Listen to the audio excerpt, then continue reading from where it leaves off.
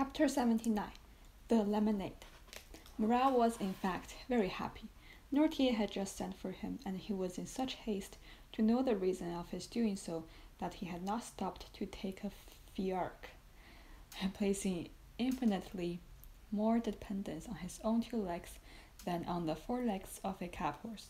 He had, therefore, set off at a run from Rue Mesley, and was hastening with rapid strides in the direction of the Faubourg Saint-Honore. Morax advanced at the double, and poor Barrows followed him as he best might. Morale was only 31, Barrows was 60 years of age. Morale was in love, and Barrows was dying with heat.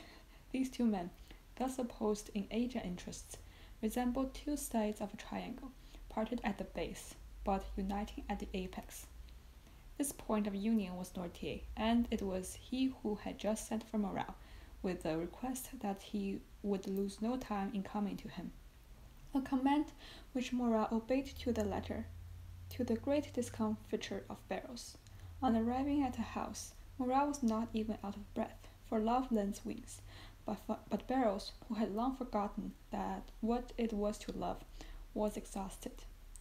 The old servant introduced Morale by a private entrance, closed the door of the study, and soon the rustling of a dress announced the arrival of Valentine.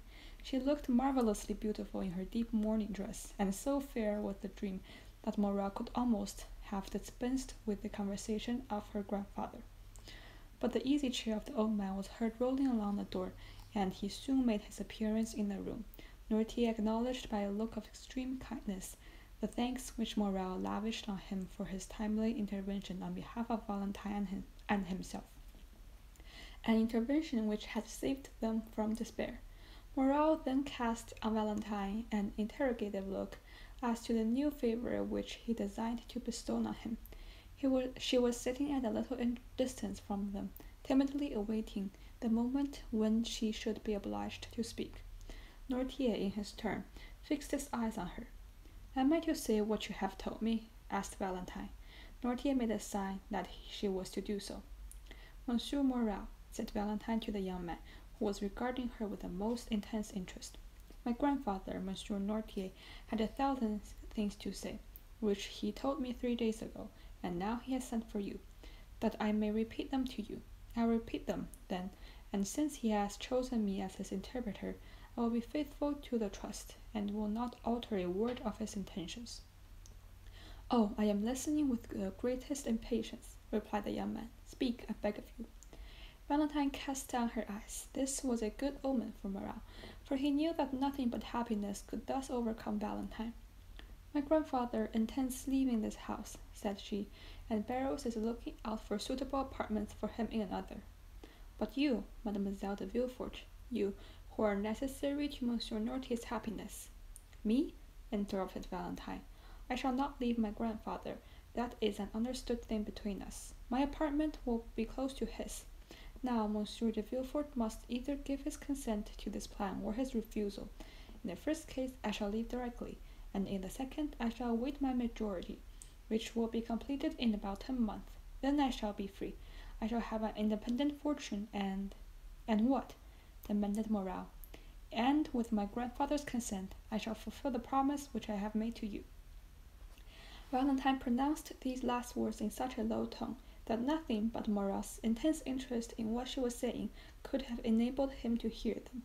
"Have I not explained your wishes, grandpapa?" said Valentine, addressing Noirtier. "Yes," looked the old man. "Once under your grandfather's roof, Monsieur Morale can visit me in the presence of my good and worthy protector. If we still feel that the union we contemplated will be likely to ensure our future comfort and happiness, in that case I shall expect Monsieur Morale to come and claim me at my own hands. But alas, I have heard it said that hearts inflamed by obstacles to their desire grow cold in time of security."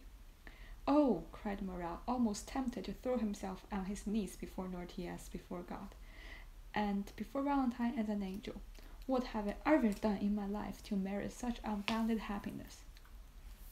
"Until that time," continued the young girl, in a calm and self-possessed tone of voice, We will respect the usage of society and ever the wishes of our relatives, so long as those wishes do not tend finally to separate us.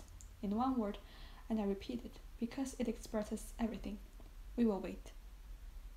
And I swear to make all the sacrifices which this word imposes, sir, said Morel, and not only with resignation, but with cheerfulness.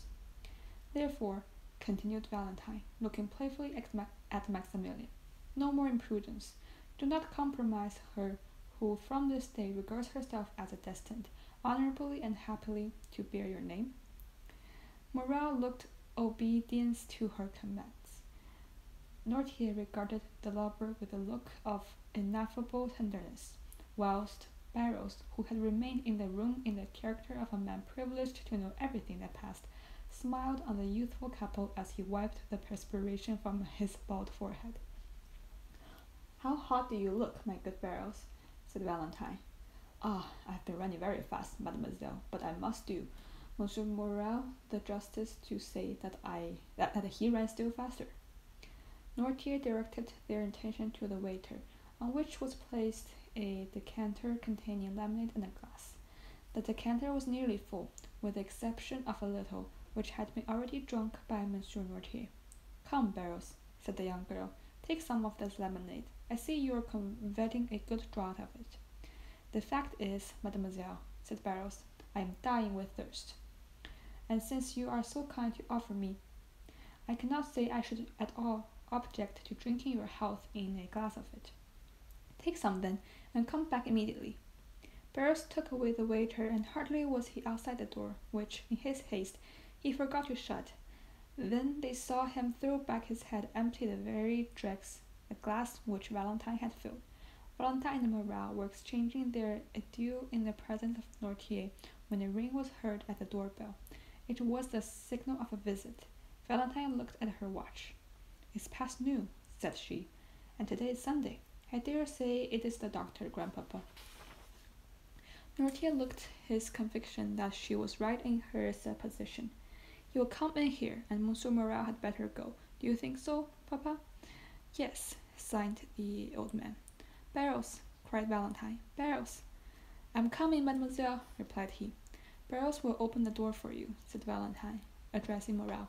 "And now remember one thing, monsieur officer, that my grandfather commands you not to take any rash or ill-advised step which would be likely to compromise our happiness." "I promised him to wait," replied Morel, "and I will wait." At this moment Barrows entered. "Who rang?" asked Valentine. "Dr. de Rigny," said Barrows, staggering as if he would fall. "What's the matter, Barrows?" said Valentine. The old man did not answer, but looked at his master with wild staring eyes, whilst with his cramped hand he grasped a piece of furniture to enable him to stand upright. "He is going to fall!" cried Morel. The trembling which had attacked Barrows gradually increased. The features of the face became quite altered, and the convulsive movement of the muscles indicated a most serious nervous attack. Noirtier, seeing Barrows in this pitiable condition, showed by his looks all the various emotions which can animate the heart of man. Barrows made some steps toward his master. "Ah, sir," said he, "tell me what is the matter with me. I am suffering. I cannot see. 1,000 fiery darts are piercing my brain. Ah, don't touch me, pray don't." By this time his haggard eyes were starting from their sockets. His head fell back, and the rest of his body began to stiffen. Valentine uttered a cry of horror. Morel took her in his arms, as if to defend her from such unknown danger. "Monsieur d'Avrigny, Monsieur d'Avrigny!" cried she, in a stifled voice. "Help! Help!" Barrows turned around and, with great effort, stumbled a few steps, then fell at the feet of Noirtier, and resting his head on the knees of the invalid, exclaimed, "My master, my good master!" At this moment Villefort, attracted by the noise, appeared on the threshold. Morel relaxed his hold of Valentine, and retreating to a distant corner of the room, he remained half hidden behind a curtain, pale as if he had been gazing on a serpent. He fixed his terrified eyes on the agonizing sufferer. Noirtier, burning with impatience and terror, was in despair at his utter inability to help his old domestic, whom he regarded more in the light of a friend than a servant. one might trace the terrible conflict which was going on between the living, energetic mind and the inanimate and helpless body, by the fearful swelling of the veins on his forehead and the contraction of the muscle around the eye. Barrows, his features convulsed, his eyes suffused with the blood, and his head thrown back, was lying at full length, beating the floor with his hands, whilst his legs were become so stiff that they looked as if they would break rather than bend. A slight appearance of foam was visible around the mouth, and he breathed painfully, and with extreme difficulty. Villefort seemed stupefied with astonishment, and remained gazing intently on the scene before him without uttering a word. He had not seen Morel. After a moment of dumb contemplation, during which his face became pale and his hair seemed to stand on end, he sprang toward the door, crying out, "Doctor, doctor, come instantly, pray come." "Madame, madame," cried Valentine, calling her stepmother and running upstairs to meet her. "Come quick, quick, and bring your bottle of smelling salts with you." "What's the matter?" said Madame de Villefort in harsh and constrained tone. "Oh, come, come." "But where's the doctor?" exclaimed Villefort. "Where is he?" Madame de Villefort now deliberately descended the staircase. In one hand she held her handkerchief, with which she appeared to be wiping her face, and in the other a bottle of English smelling salts. Her first look on entering the room was at Noirtier, whose face, independent of the emotion which such a scene would not fail of producing, proclaimed him to be in the possession of his usual health. Her second glance was at the dying man. She turned pale. Her eyes passed quickly from the servant, then rested on the master. "In the name of heaven, madame," said Villefort, "where is the doctor? He was with you just now. You see this is a fit of apoplexy, and he might be saved if he could but be bled." "Has he eaten anything lately?" asked Madame de Villefort, eluding her husband's question. "Madame," replied Valentine, "he has not even breakfasted. He has been running very fast on an errand which with my grandfather charged him, and then he returned he took nothing but a glass of lemonade." "Ah," said Madame de Villefort, "why did he not take wine? Lemonade was a very bad thing for him." Grandpapa's bottle of lemonade was standing just by his side. Poor Barrows was very thirsty, and was thankful to drink anything he could find. Madame de Villefort started. Noirtier looked at her with the glance of the most profound scrutiny. "He has such a short neck," said she. "Madame," said Villefort, "I ask, where is Monsieur d'Avrigny? In God's name, answer me." "He is with Edward, who is not quite well," replied Madame de Villefort, no longer being able to avoid answering. Villefort rushed upstairs to fetch himself. "Take this," said Madame de Villefort, giving her smelling bottle to Valentine. "They will, no doubt, bleed him. Therefore I will retire, for I cannot endure the sight of blood." And she followed her husband upstairs. Morel now emerged from his hiding-place, where he had remained quite unperceived. So great had been the general confusion. "Go away as quick as you can, Maximilian," said Valentine, "and stay till I send for you. Go!" Morel looked toward Noirtier for permission to retire. The old man, who had preserved all his usual sang-froid, made a sign for him to do so. The young man pressed Valentine's hand to his lips, and then left the house by a back staircase. At the same moment that he quitted the room, Villefort and the doctor entered by an opposite entrance. Barrows was now showing signs of returning consciousness. The crisis seemed past. A low moaning was heard, and he raised himself on one knee. D'Avrigny and Villefort laid him on a couch. "What do you prescribe, doctor?" demanded Villefort. "Give me some water and ether. You have some in the house, have you not?" "Yes." "Send for some oil of turpentine and tartar emetic." Villefort immediately dispatched a messenger, and now let everyone retire. "Must I go too?" asked Valentine, timidly. "Yes, mademoiselle, you especially," replied the doctor, abruptly. Valentine looked at d'Avrigny with astonishment, kissed her grandfather on the forehead, and left the room. The doctor closed the door after her with a gloomy air. "Look, look, doctor," said Villefort. "He is quite coming around again. I really do not think, after all, it is anything of consequence." D'Avrigny answered by a melancholy smile. "How do you feel yourself, Barrows?" asked he. "A little better, sir." "Will you drink some of this ether and water?" "I will try, but don't touch me."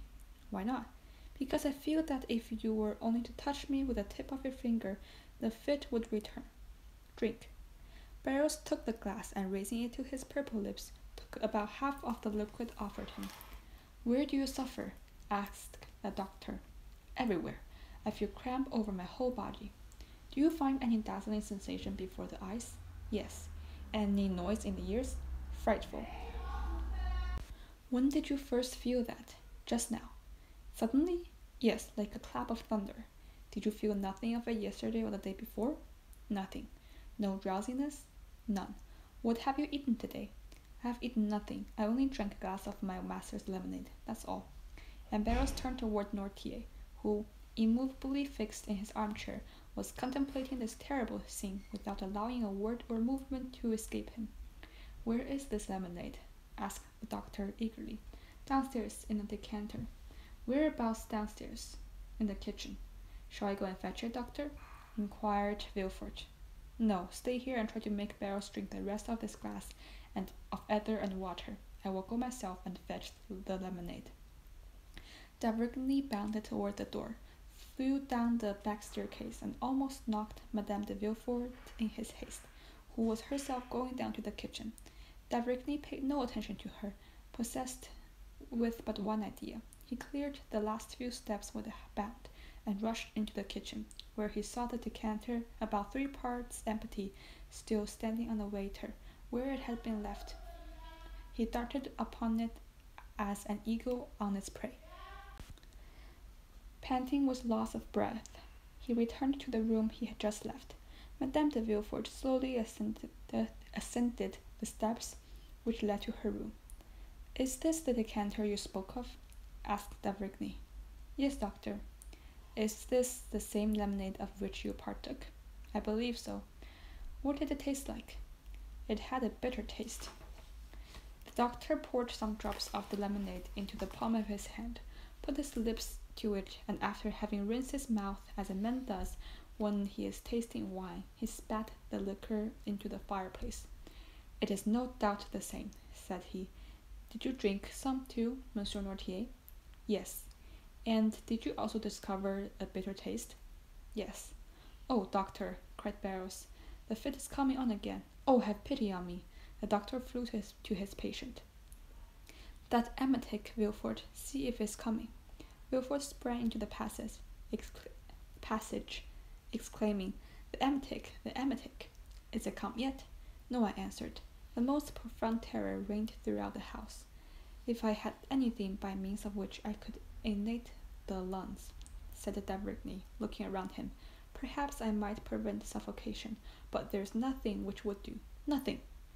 Oh, sir, cried Barrows, are you going to let me die without help? Oh, I'm dying. Oh, save me. A pen? Said the doctor. There was one lying on the table. He endeavored to introduce it into the mouth of the patient, who, in the midst of his convulsions, was making vain attempts to vomit, but the jaws were so clenched that the pen could not pass them.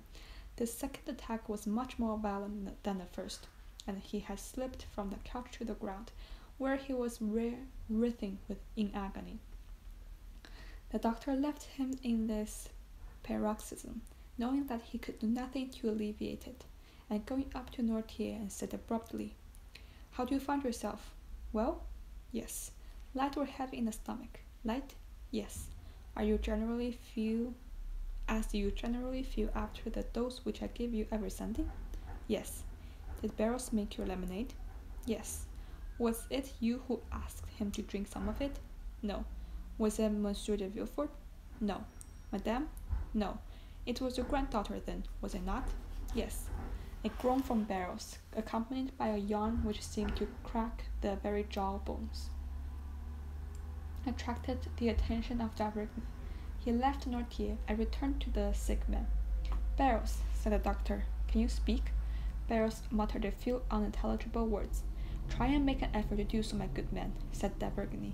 Barrows reopened his bloodshot eyes. Who made the lemonade? I did. Did you bring it to your master directly it was made? No. You left it somewhere, then, in the meantime? Yes, I left it in the pantry because I was called away. Who brought it into the room, then? Mademoiselle Valentine. D'Avrigny struck his forehead with his hand. Gracious heaven! Exclaimed he. Doctor, doctor! Cried Barrows, who felt another fit coming. Will they never bring that Emmerich? Asked the doctor. Here is a glass with one already prepared, said Villefort, entering the room. Who prepared it? The chemist who came here with me. Drink it, said the doctor to Barrows. Impossible, doctor, it is too late. My throat is closing up. I am choking. Oh, my heart! Ah, my head! Oh, what agony! Shall I suffer like this long? No, no, friend, replied the doctor. You will soon cease to suffer. Ah, I understand you, said the happy man. My God, have mercy on me! And, uttering a fearful cry, Barrows fell back as if he had struck by lightning. D'Avrigny put his hand to his heart and placed a glass before his lips. Well, said Villefort, go to the kitchen and get me some syrup of violets. Villefort went immediately. Do not be alarmed, Monsieur Noirtier, said D'Avrigny. I am going to take my patient into the next room and to bleed him. This sort of attack is right frightful to witness. And, taking Barrows under the arms, he dragged him into an adjoining room, but almost immediately he returned to fetch the remainder of the lemonade. Noirtier closed his right eye. You want Valentine, do you not? I will tell them to send her for you. Villefort returned, and D'Avrigny met him in the passage. Well, how is he now? Asked he. Come in here, said D'Avrigny, and he took him into the chamber where the sick man lay. Is he still in a fit? Said the Procureur du Roi. He's dead. Villefort drew back in a few steps, and, clasping his hands, exclaimed, with real amazement and sympathy, Dead, and so soon, too!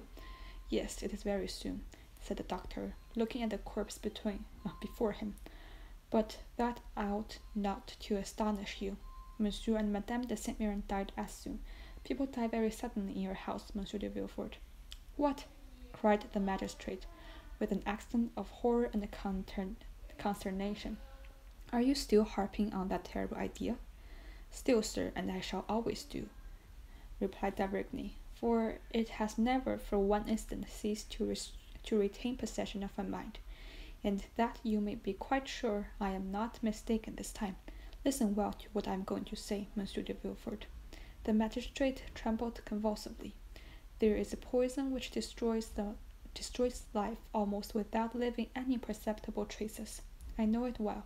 I have studied it in all its qualities and in the effects which it produces. I recognized the presence of this poison in the case of poor Barrows as well as in that of Madame de Saint-Méran. There is a way of detecting its presence. It restores the blue color of luminous paper reddened by an acid, and it turns syrup of violets green. We have no litmus paper, but hark, here they come with the syrup of violets. The doctor was right. Steps were heard in the passage. Monsieur d'Avrigny opened the door, and took from the hands of the femme de chambre a cup which contained 2 or 3 spoonfuls of the syrup. He then carefully closed the door.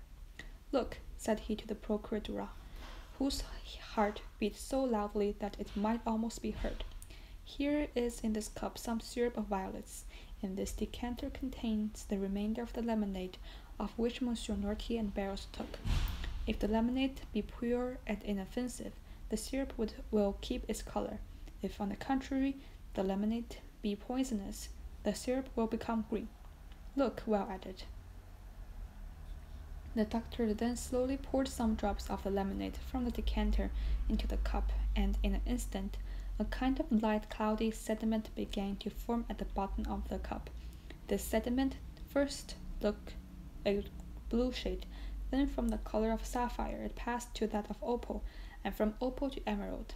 Arrived at this last hue, it changed no more. The result of the experiment left no doubt whatever on my mind. The unfortunate Barrows has been poisoned, said d'Avrigny, and I will maintain this assertion before God and man.